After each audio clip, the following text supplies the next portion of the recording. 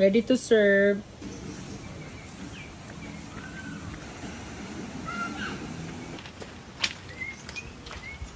Adults, tapos 3 kids. Okay, pag may napili na cottage, paproceed mo nga diyan, magsisettle ng payment.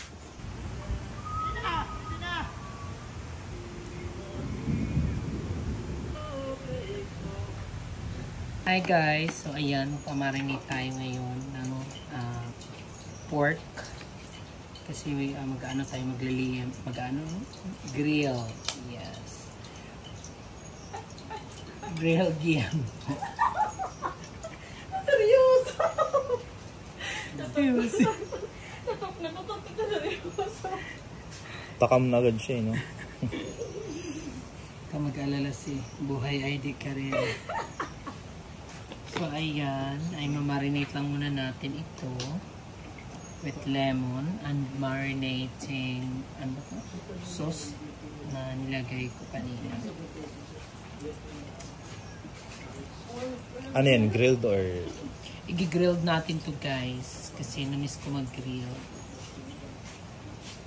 Pad lang natin siya for like about 1 hour para mas manuot. So ayan, sasugpan na namin guys. Para sarasa yan. Marasa-rasa. This is for our lunch. So ayan, luto na guys. Maya-maya lang at kakain na tayo. Ang sarap.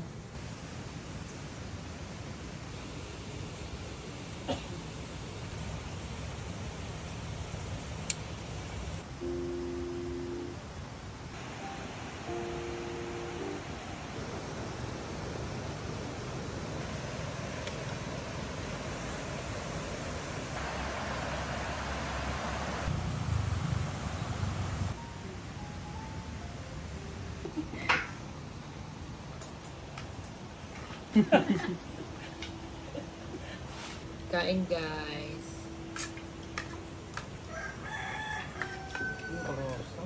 Happy birthday to you.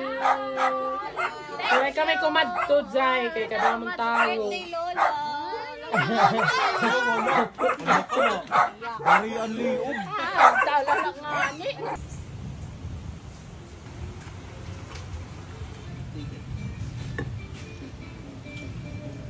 Guys, nag-hernet na po tayo.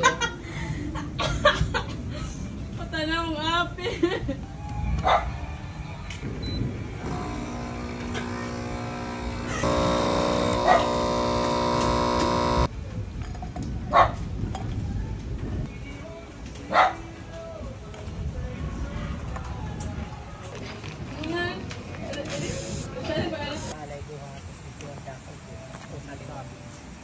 Lo, pinokyaw nyo na yung balot. Rizalin, parang wala nang bukas ah. Sa dalawa, tatlo, apat, lima, walo. Dito mo lang baray din. Ano bayad na siya? Puno mo lang. Masanduhan at chicharon. 4, 6. Bayad din sila. Bayad ko na, hindi, pero man na di ako. 120. Para hindi ka? Orin ka na.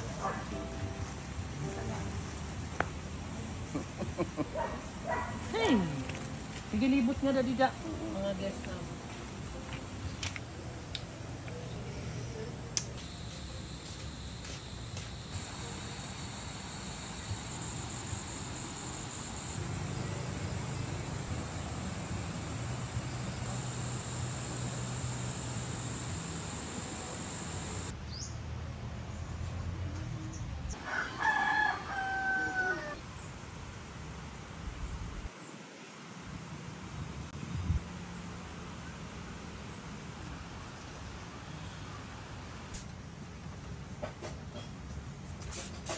Hi, sir.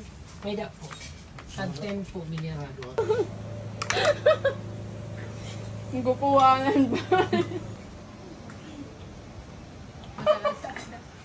Ikaw nakarasa.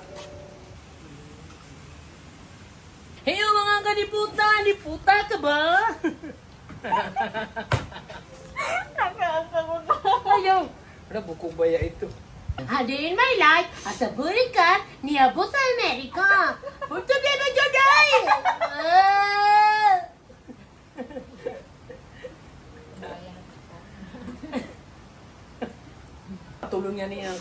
Masingot nga.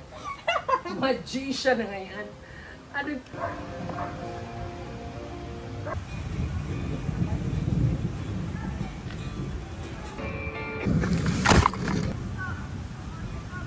And guys, this is the reality of resort problem. And gusto ko lang i-share yung palagi kami nababarahan ng drainage dahil sa mga tao na labas-pasok yung tsinelas, papasok yung mga buhangin. Kaya ayan yung tendency na nagbabarahan. Naglagay na kami ng signage na bawal ipasok yung tsinelas kasi nga dahil doon sa mga buhangin na nagdadala sa loob. Hindi naman lahat nakikinig. Yan yung mga realidad na problema Downside talaga ng resort.